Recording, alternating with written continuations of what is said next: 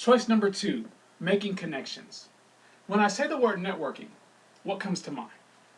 Few quick responses. Yes. Good. You know, hold that thought, I'm going to get right back to that. All those are great responses, but you know what? Networking is really a lot more than those things. It's doing a great job of meeting people. Then getting to know them and finding common interests. Ensuring ways to be helpful and making sure that you keep in touch. That's really how we look at networking, because it's more than just business cards. It's not even about you or me, but it's about doing an excellent job of establishing meaningful personal interactions. Now, you know, that's networking in a traditional sense, on a face-to-face basis. But in recent times, there's been an emergence of a new media called e-networking through websites such as Facebook and Twitter, where people are making connections, getting to know people, even coordinating plans, doing all types of things. Actually, what we're finding out is about 75% of people ages 12 to 17 are using these e-networking mediums for reasons that go beyond social. Using it to talk about homework, to discuss your college plans, even to meet and build relationships with your potential classmates and roommates at the college university that you might be attending when you get ready to graduate high school. That's huge, and that's important. Looking at your resourcefulness, but more importantly, it's huge because whatever your next step is, whether it be college or a job, you have to understand that you're going to a whole new place that's a lot bigger. So what you have to do is develop a respect for diversity.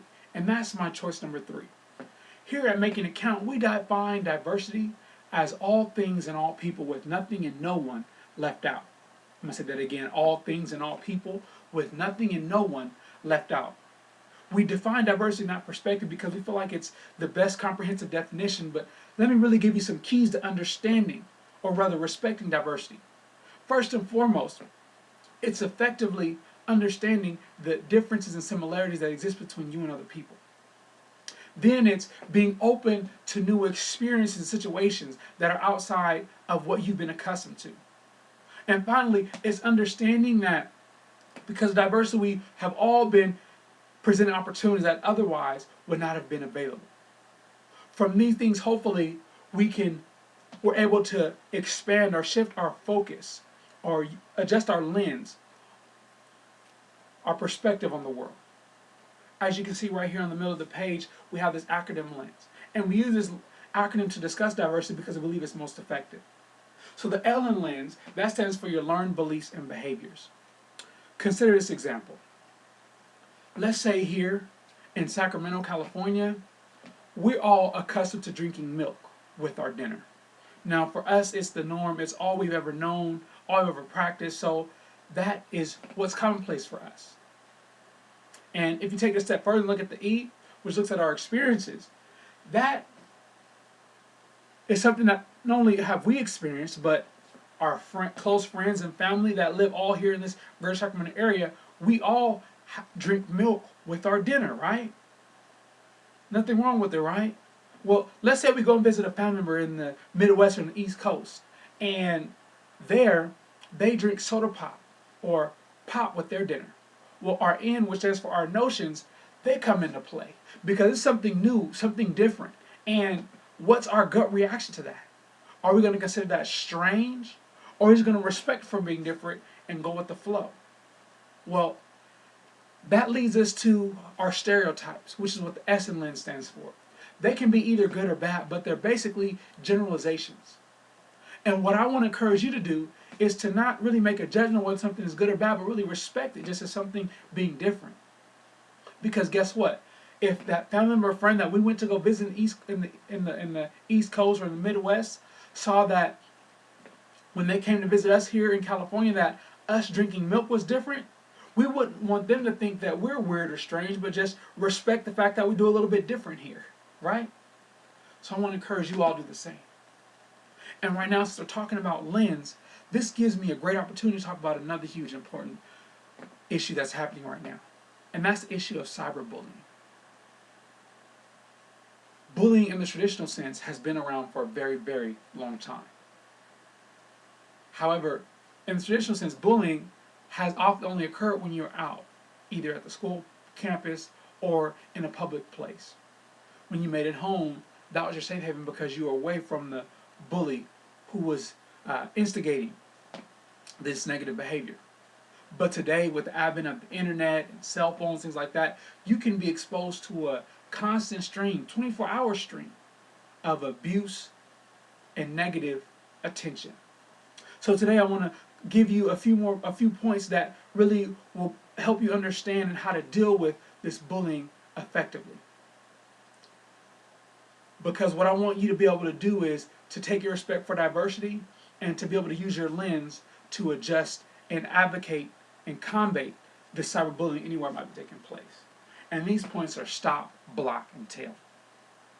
When I say stop, I'm referring to the fact that when you see yourself being engaged in cyberbullying, first thing I want you to do is step away from the computer. Put down the mouse, put down the cell phone, and just give yourself about 5 minutes to decompress.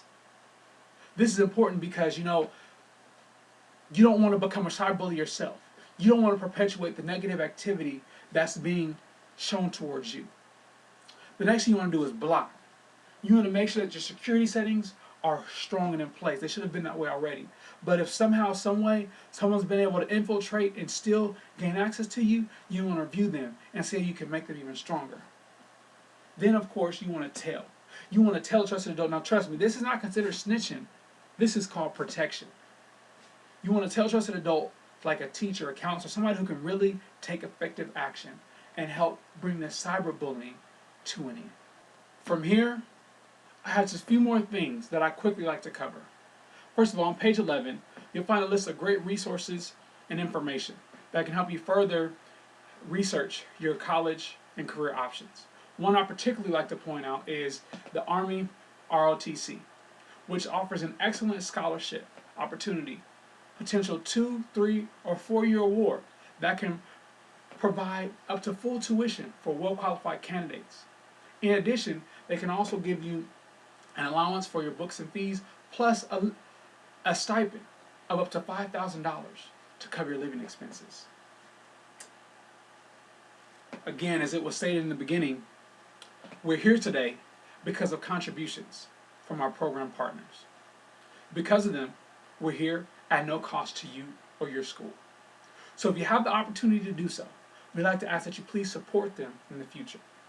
Some of our program partners include the National Guard, My College Options, Army ROTC, Bank of America, America Petroleum Institute, which represents America's oil and natural gas industries, and ITT Technical Institute. Finally, we and our partners truly do value your feedback.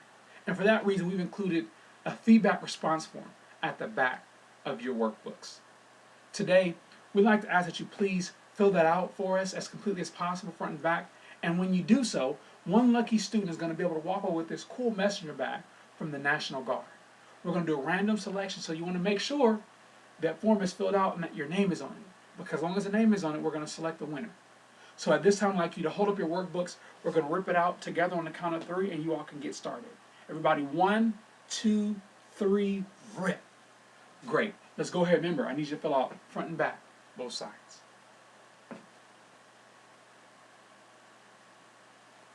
Front and back, everyone. Front and back.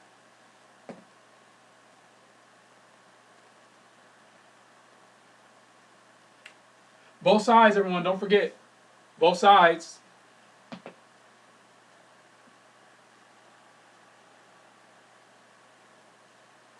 Anyone finished? Okay. Remember, front and back. Front and back. You have about 30 more seconds.